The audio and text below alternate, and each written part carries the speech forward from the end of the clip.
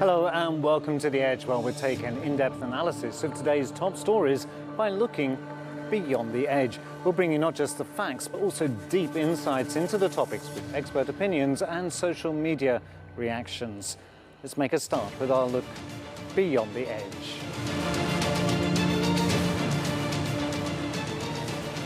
A heat wave that smashed all-time high temperature records in Western Canada and the United States Northwest has left a rising death toll in its wake as officials brace for more sizzling weather and the threat of wildfires. How have people been affected? And what are the reasons behind it? The EU digital COVID certificate came into effect throughout the EU on Thursday as the bloc tries to boost its summer tourism season by facilitating free movement. What is the digital COVID certificate and why is it needed? The war in Yemen has killed tens of thousands of Yemenis, mostly civilians, and left millions on the brink of famine. Around 80% of Yemen's population, or 24 million people, rely on humanitarian relief to survive. Why are millions starving in Yemen? What needs to be done to end the crisis? So these are the three stories that we'll be taking a look at today from Beyond the Edge. Let's get started.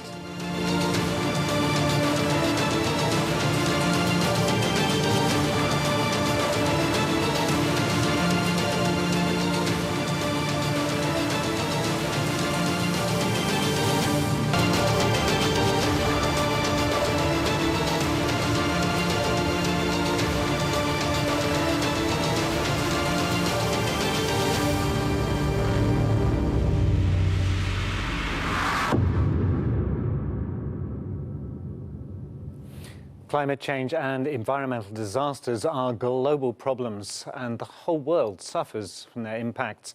Our following infographic explains what you need to know.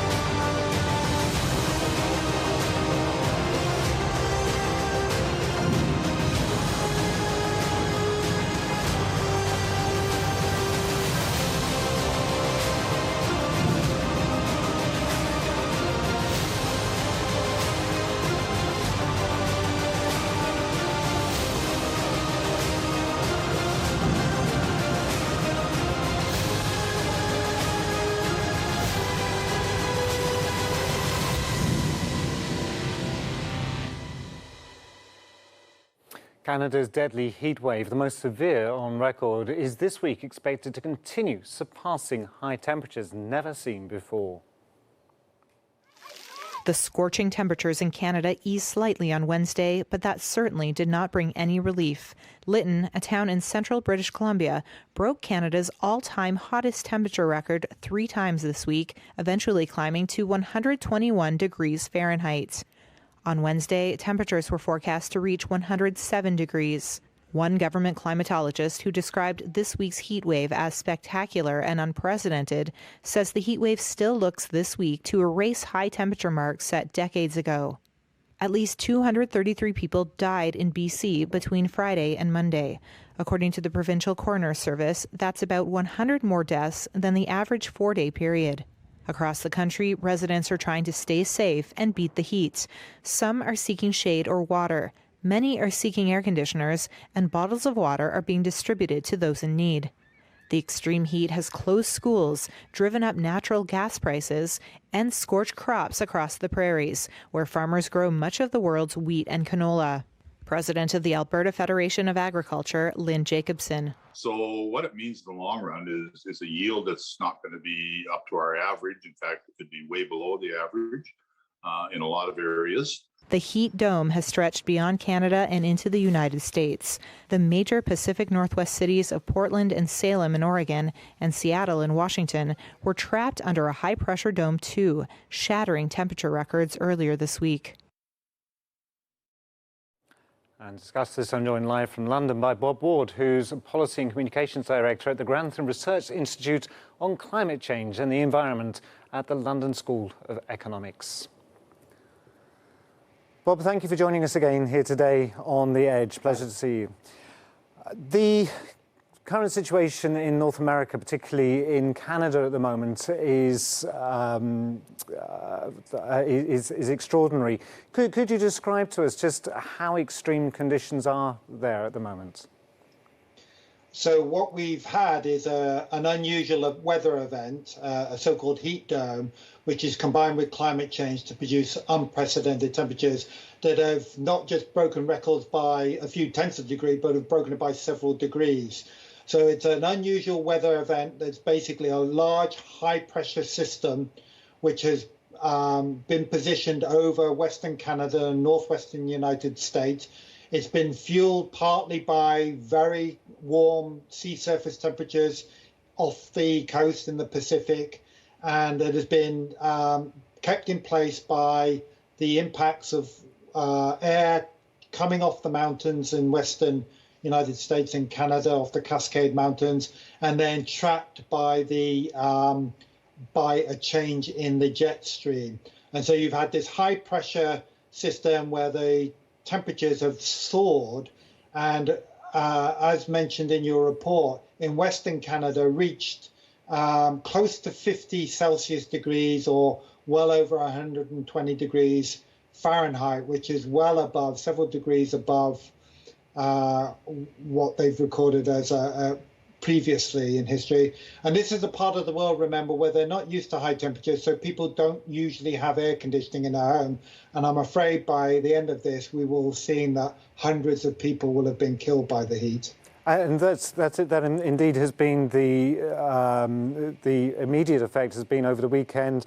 The number of sudden deaths recorded in parts of Canada has grown dramatically, and I've just been seeing even walking along the road in bare feet, somebody suffered third-degree burns. So this obviously is something to be concerned about. In some parts of the world, 50 degrees centigrade, I remember being in the south of Turkey a few years ago, this is a normal temperature. But as you say, in Canada, we equate that with freezing winters and more temperate summers, I assume.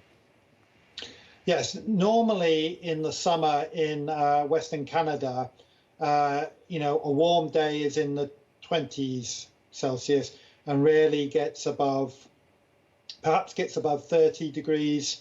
But here we're talking well in excess of 40 degrees, closer to 50 degrees. So exceptional, 3 or 4 Celsius degrees above the record previous temperature. Now, it has been an unusual weather event, but the reason why it's got to record temperatures is because of climate change.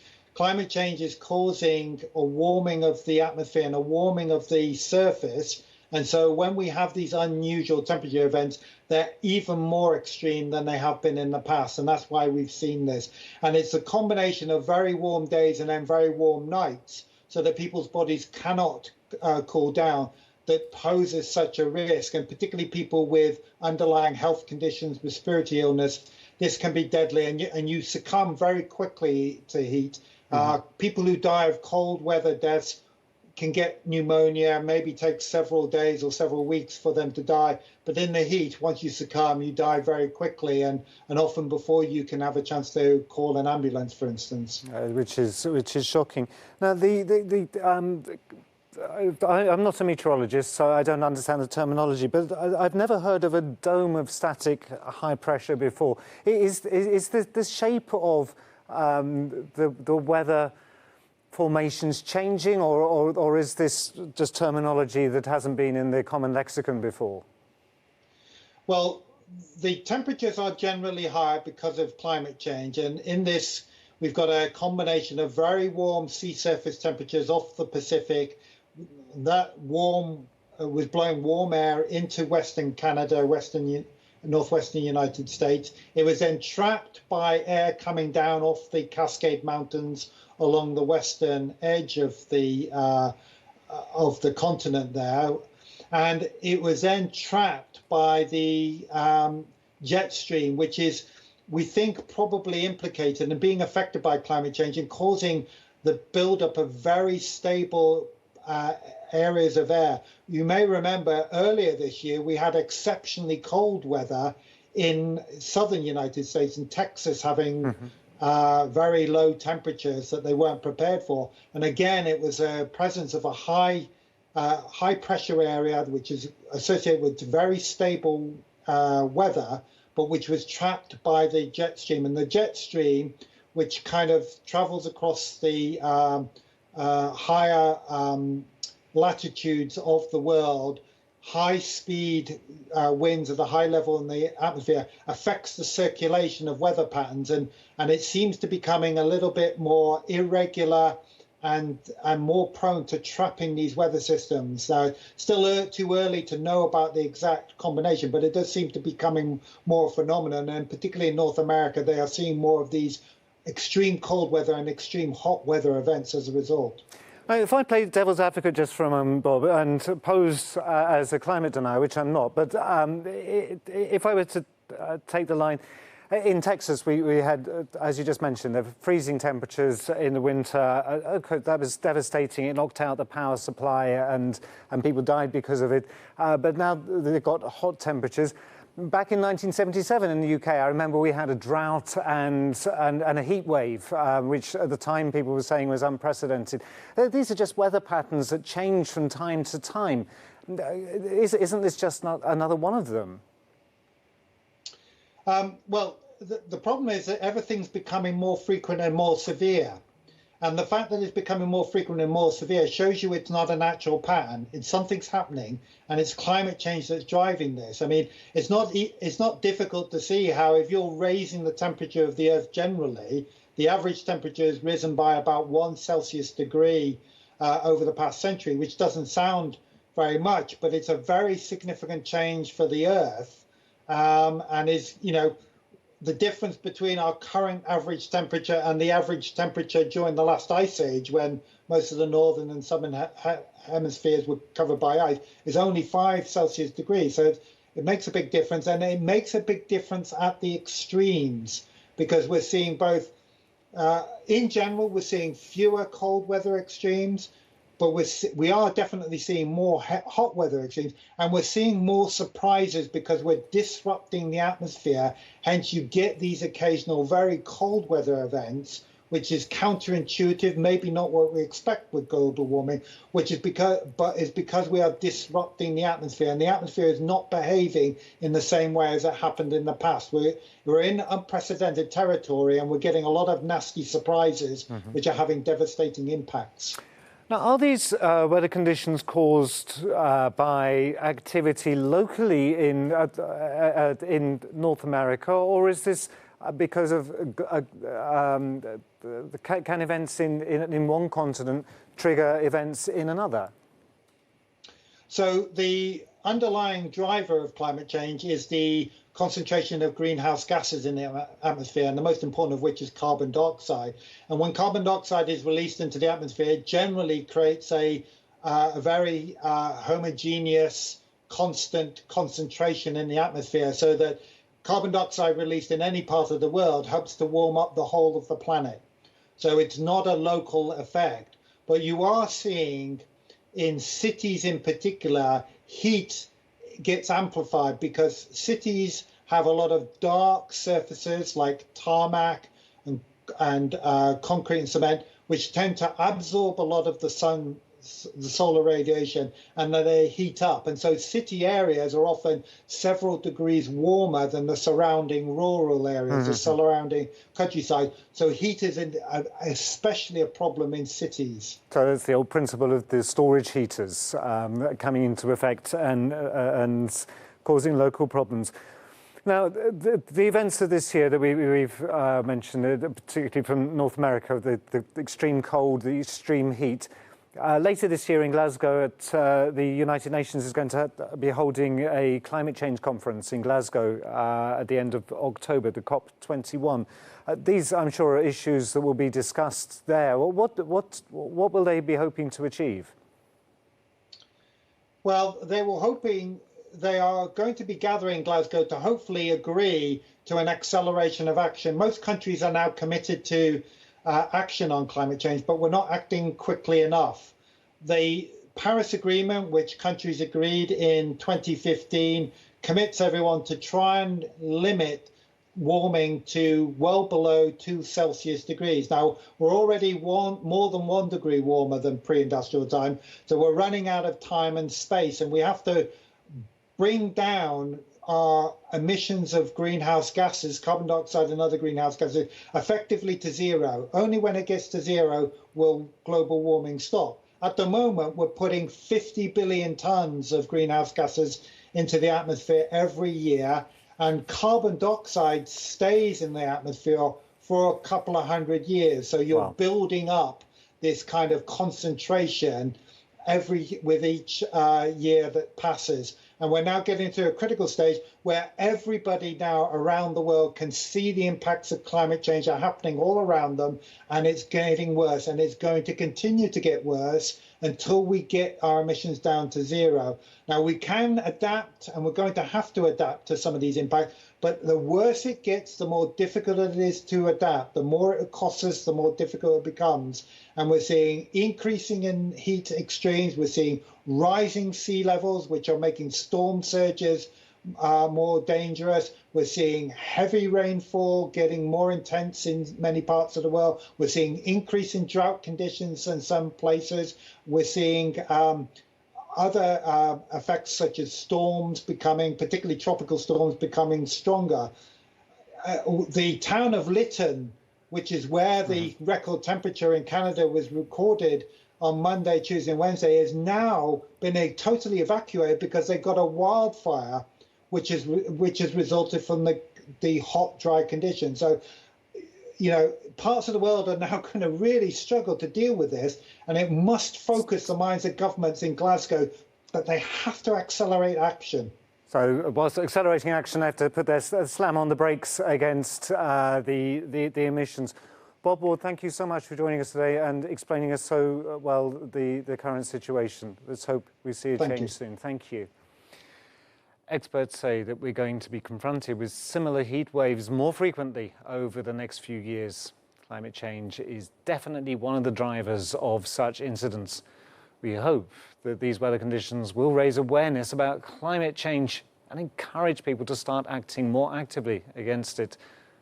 But for now, let's move on to another global problem, namely the coronavirus pandemic, as the EU digital COVID certificate came into effect on the 1st of July.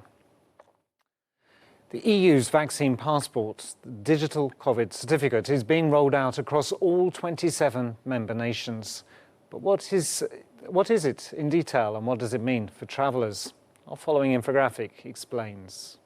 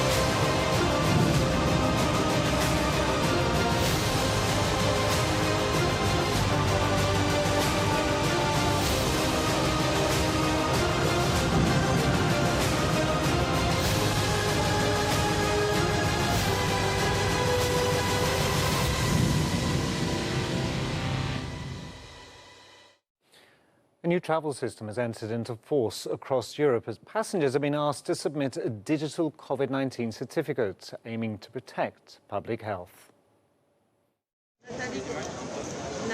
The EU on Thursday launched its digital COVID-19 certificate system, designed to help citizens travel more freely across the 27-nation bloc and open up summer tourism. The EU digital COVID certificate, which can be on a smartphone or printed out, takes the form of a QR code, which indicates if a traveller has been fully vaccinated against COVID-19, has received a recent negative test result, or has immunity due to recent recovery from the illness. Très simple d'utilisation, on s'est fait vacciner 2 doses. À la fin du vaccin, on a reçu un papier avec un flash code, on a ouvert l'application, on a flashé, et puis du coup ça a donné le pass.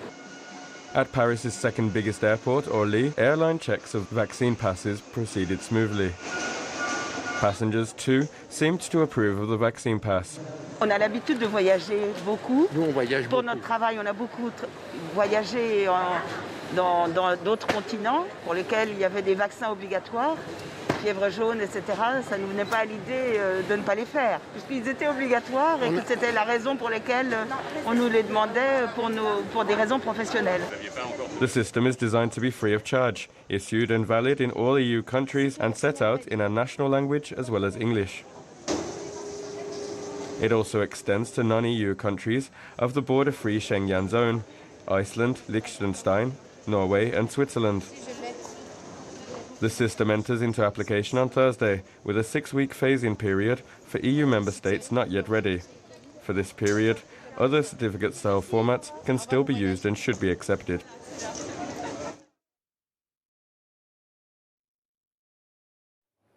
And to discuss this, I'm joined live from Oxford in England by Dominic Wilkinson, who's a professor of medical ethics at Oxford University. Professor Wilkinson, thank you so much for joining us here today on The Edge. Good evening. Before we get into the issue of the digital vaccine passports, many countries around the world, including Turkey today, are trying their best to begin to normalise and live life again after 18 months of struggling through this pandemic. Could you very briefly give us an overview of how you see things going? Well, I think one of the things that countries have been struggling with is that it seems we can't go straight away from where we are now back to normal life. So how do we get from here, a place where many of our normal freedoms we've sacrificed for good reason to prevent spread of the virus, to a place where we can move around between countries, we can travel, we can work, we can socialize in a more normal way? Well, one way of doing that is by identifying those individuals who are at very low risk of spreading the virus because they're vaccinated, they're immune, they've had a recent infection, or they've got a negative, reliable test, and saying that at least those people should be able to travel, work, socialize in a more normal way. It's a temporary way, a stepping stone to normal life. So it's taking things in stages, still being careful. And so what the European Union has launched today is a vaccination visa, let's say, vaccination passports. How do you see that being rolled out? Because at the moment there's some discrepancies between the countries that are organising it. Is this something that's really necessary, and how will it be implemented?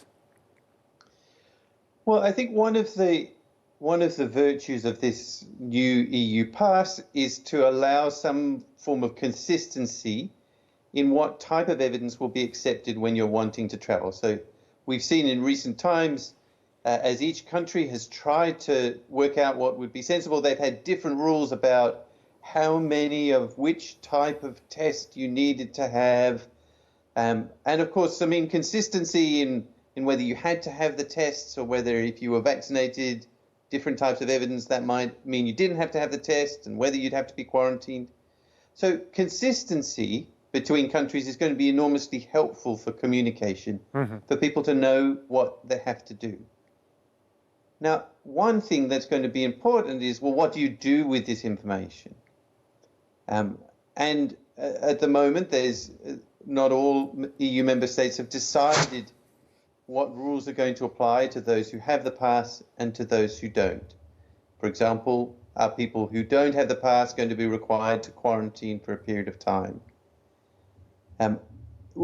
It's going to be important to make those decisions, but those decisions may also change over time, either as cases ease and the rules can be relaxed, or if there are more worrying variants and the rules need to be made more strict. Mm-hmm. Obviously, as with everything throughout this pandemic, we have to take it almost from day to day, week to week. And as you say, things do change inevitably because the virus itself is changing. But at this moment, are there any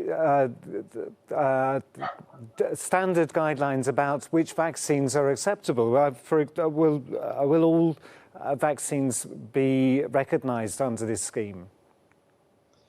Well, to start with, I believe that the EU is planning to recognise using the scheme the vaccines that have been approved for use within the EU. So that's the 4 major vaccines. There are questions, though, about whether those who've been vaccinated by other vaccines will also be able to be recognised. And I believe that there's ongoing negotiations in relation to that. One of the challenges, and we've seen this already in recent weeks, is that countries have been unsure whether to recognise some of the vaccines overseas that might not be as effective or reliable as the vaccines that they've chosen to approve. For example, there was a story of a Bruce Springsteen concert where those who had evidence of US vaccines were able to be admitted, but those who had been vaccinated elsewhere wouldn't be admitted. So that's one of the problems that needs to be decided in relation to this vaccine pass. One of the things that the World Health Organization early on warned against, although in a slightly different context, was vaccine nationalism. So if some vaccines are acceptable and some aren't, is it going to make first and second class citizens of people? What are the ethical issues there? Well, it could do, and I guess the question is whether it's justified. So if people have had a vaccine that's much less effective, for example, and they still pose a risk of transmitting the virus, then it may not be the right thing to do to treat those individuals the same as those who've had 2 doses of a highly effective vaccine. But countries shouldn't treat people differently merely on the fact that they've had a vaccine that their country approves rather than another one. So the second would be sort of discrimination on the basis of which vaccines we like. The first would be based on something that's relevant, which is what's the person's chance of spreading the virus. Now, purely from a medical perspective, obviously people have felt trapped in their homes literally during parts of this pandemic, and there are many people who are eager to get back to seeing the world, and with good reason, because there's some beautiful things to see. But is it the responsible thing to do to travel at this time, or should people still be patient and wait for the next stage of the pandemic to go away? Well, I think with any of the things that we do, we need to think about our own health, the health of other people overseas or elsewhere who we might spread virus to, and of course those around us who we might bring virus back to. I think if you're vaccinated, then the risk to yourself or to other people is very low. And in that setting, traveling doesn't seem to pose a significant ethical concern. Mm-hmm. And indeed, given the enormous economic challenges that our tourist industries across Europe have been facing, there's some good ethical reasons to want to support those industries and to think, well, if I can do so safely, I'd like to travel for my own benefit and, of course, support those industries. If somebody hasn't been vaccinated, then there's a different question because, of course, they could either take the virus from where they currently are to a Greek island, to Turkey, to wherever they're traveling to, or they could bring the virus back to their family, to their community. So this obviously is a big concern that needs to be avoided. So on the question of the viruses, also around the world, different countries have adopted different strategies for getting them out. And we see in America children now being vaccinated. We see in there and in other countries, for example, Greece are now offering young people special vouchers, money vouchers, to encourage them to get vaccinated. Now that in some of these countries, some of the developed countries, large proportions of the population, the adult population, have been vaccinated, should we start vaccinating teenagers and younger people, or is there an issue with the fact that there are other countries, large swathes, in fact the majority of Africa, that haven't received a single dose yet? So I think the question of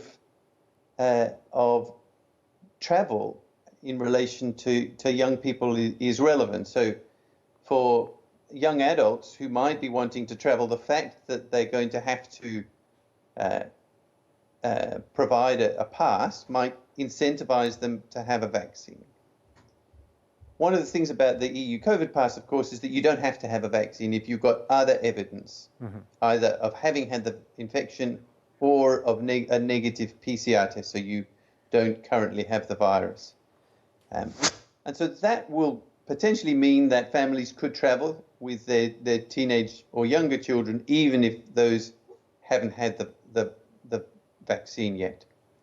The question of whether we should be vaccinating children is a separate and important question. Indeed. And there are two ethical concerns about that I and other ethicists have expressed. So one is about the relatively uncertain risks and benefits of the vaccine in the youngest portion of our population.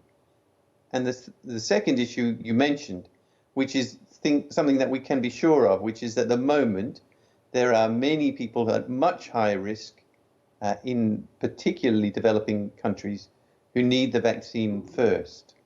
And there's a very real sense that if those people don't get the vaccine, that the pandemic cannot come to a close.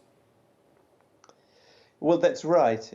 So our reasons for making sure that there is vaccine access to the developing world is for their sake, of course, primarily, but also for those in developed countries, because large outbreaks of the virus in other parts of the world will lead to further development of new variants, which will then, of course, pose a risk to those countries that had thought they had the virus under control. So many issues to consider.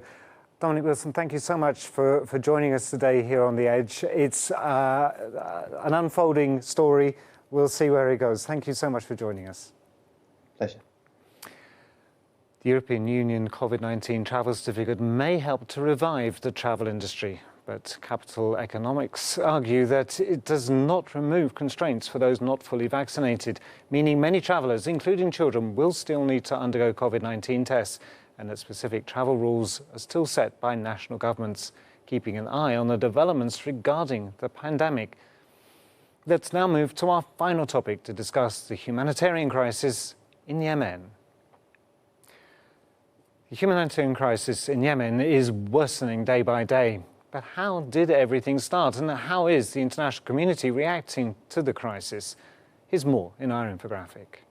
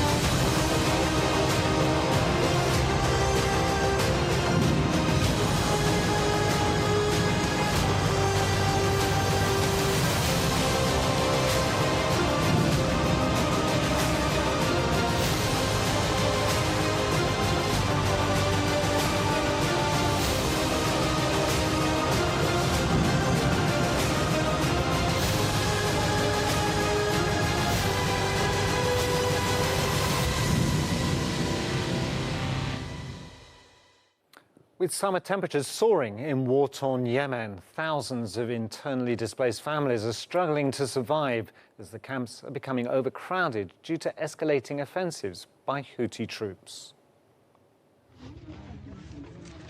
Officials in the central Yemeni city of Marib say camps for the internally displaced are becoming overcrowded due to an escalating offensive by Houthi groups.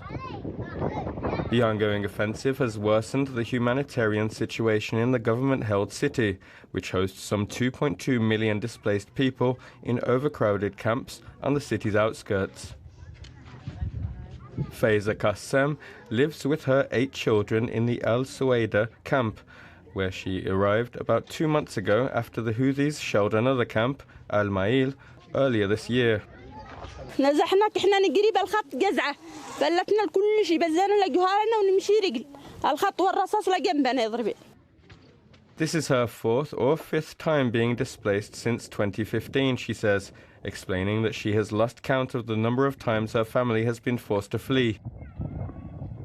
For years, Houthi forces have been trying to take control of Marib to complete their takeover of the northern half of Yemen. Since February, they have intensified their offensive, firing ballistic missiles and sending drones into Marib, often hitting civilian areas and camps for displaced people. من 580 أسرة وانتقلت إلى مخيم السويداء. اليوم متواجدين الآن نحن في مخيم السويداء. طبعا أثر عليهم كثيرا، تم إحراق الخيام، إحراق الشبكيات بالقذائف والقصف المدفعي، تم ترويع الأطفال وصدمات نفسية موجودة لدى النساء لدى الأطفال. Yemen has been embroiled in a civil war since 2014, when the Houthis swept across much of the north and seized the capital, Sana'a, forcing the internationally recognized government into exile. طبعا المخيم تنقصها إمكانيات والحاجات الأساسية من مواد غذائية، من المياه والإصلاح البيئي، الإيواء والمأوى. The conflict has killed more than 130,000 people and spawned the world's worst humanitarian crisis.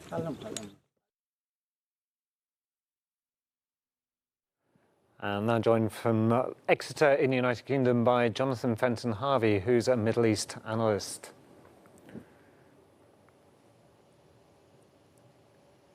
Jonathan, thank you for joining us again here on The Edge. We started our programme today by looking at climate change and how it's affecting North America, and we've just been talking about how people want to travel across Europe.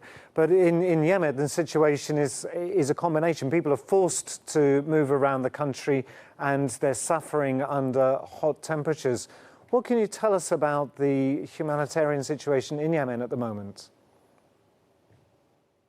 I mean, Yemen was already the poorest Arab country before the war broke out in 2014. And since then, the country and its people have been under siege from many different sides. On the one hand, you've got the Houthi rebels who have captured much of the north, and then you have the Saudi-led coalition, which has imposed a horrific land, air and sea blockade on the country. So that stopped essential goods from getting in, which Yemenis have been without as it has worsened. And at the same time, there are many other issues. You've had cholera becoming widespread throughout the conflict. It's actually the worst recorded epidemic of the disease in history. Wow. And then it's been embattled by coronavirus as well, obviously. The worrying thing about coronavirus in Yemen is that since it doesn't have a stabilized healthcare system, it's been really difficult to track how much it has actually spread in the country. So the recorded statistics and deaths have actually been very low, but many independent studies have suggested millions could have been impacted by it, millions could have been infected, and then potentially countless deaths as well. So that's definitely intensified the situation more. There is still food in the country. People can still access it if they have the money, but since the economy has just been absolutely destroyed, the country has got 2 central banks, it's split up into different decentralized regions, it is very difficult for people to actually afford basic goods. So that has just made an unimaginable situation for the people. And like you said, it's scorching temperatures at the moment. Millions are displaced in the country and they can't go anywhere. It's not like Syria where people have been able to flee from the horrific conflict there. People are trapped and closed in because of the blockade. Now, some have been able to escape, but for millions, the vast majority, people are left in horrific camps which aren't equipped for even like mediocre human standards, let alone anything that would be required to keep people's lives going and afloat. So it is a very difficult situation. And even though there have been efforts to end the war there, particularly under the Biden administration, there's still suffering that hasn't been addressed. And this will continue while there is a lack of an effective peace solution there. I imagine it's the situation in the camps, maybe the lack of fresh water supplies that are causing the cholera outbreaks, but also there's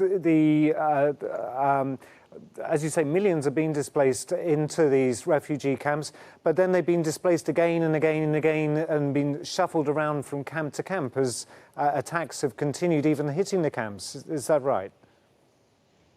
Yeah, exactly. It's an endless cycle. And obviously, as people's homes are destroyed in many of the big cities like Sana'a and Marib particularly, that means people just have nowhere to go. It is like an endless cycle of suffering for many people.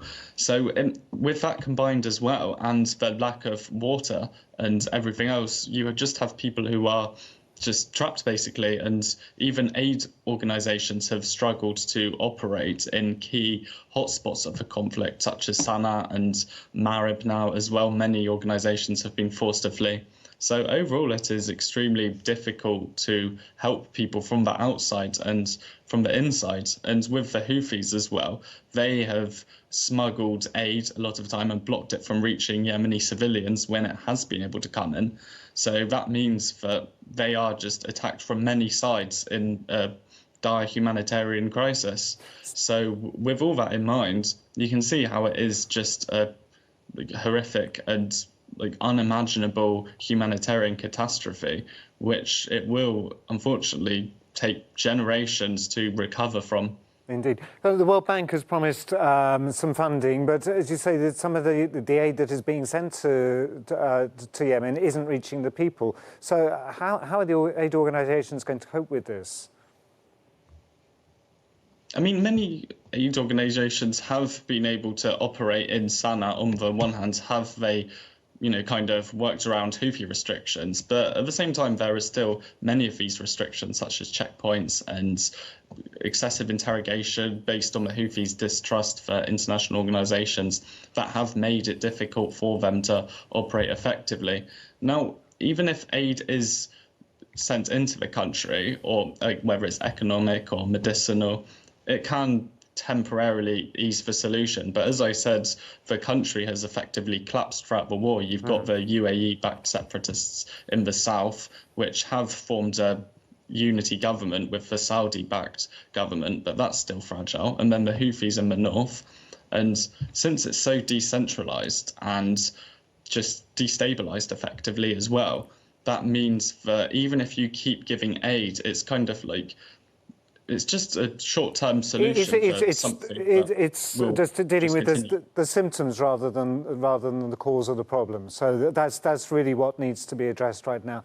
Unfortunately, Jonathan, we've run out of time. Thank you so much for joining us today on The Edge. And let's hope that relief, in the true sense of the word, comes to the people of Yemen sooner rather than later. Thank you. Thank you. Humanitarian situation in Yemen is worsening day by day, where the crisis has been ongoing for years. The international community calls on the parties to end the ongoing situation and put an end to the humanitarian crisis in the country. Our analysts have provided their insights on today's top stories. Let's have a roundup of what they had to say.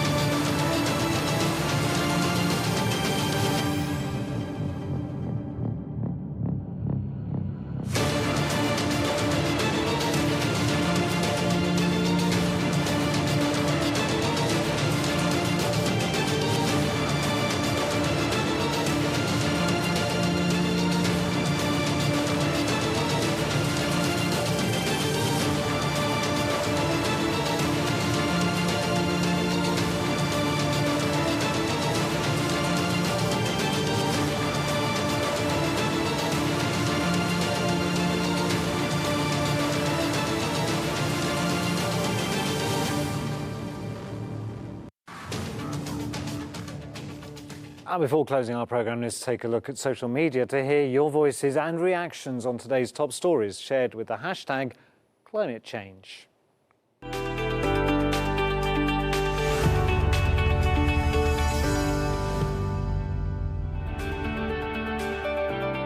here's what you've been writing on Twitter about climate change. We are the first generation to feel the effects of climate change, the last generation who can do something about it. Dr. Syed Atik says it's high time now. We must understand the importance of climate change and do something by our own responsibility towards mankind.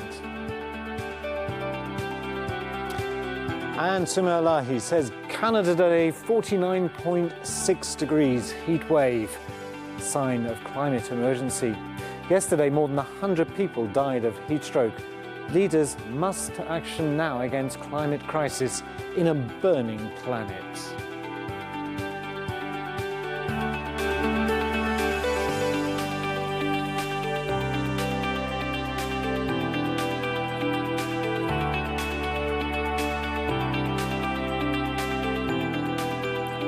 And let's take a look at our video of the day, which once again explains that climate change is a major threat to our planet.